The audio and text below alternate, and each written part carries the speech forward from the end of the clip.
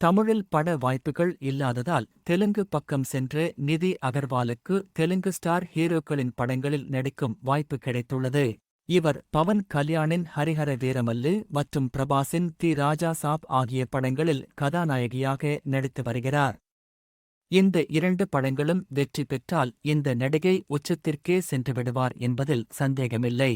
அது மட்டுமில்லாமல் தங்களுடைய படத்தில் நிதி அகர்வாலைத்தான் ஹீரோயினாக போட வேண்டும் என்று 2 இளம் ஹீரோக்கள் தயாரிப்பாளரை டார்ச்சர் செய்து வருவதாகவும் சொல்லப்படுகிறது. ஆனால் யார் அந்த ஹீரோ என்பது இன்னும் தெரியவில்லை.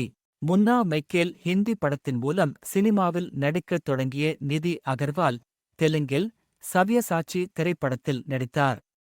அந்த படம் வெற்றி பெற்றதைத் தொடர்ந்து தமிழ் மற்றும் தெலுங்கு படத்தில் நடித்தார். ஆனால் தமிழில் இவர் நடித்த எந்த படமும் பெயர் சொல்லும் அளவிற்கு இல்லாததால் கோலிவுட்டில் ராசி இல்லாத நடிகை என பெயர் எடுத்தார்.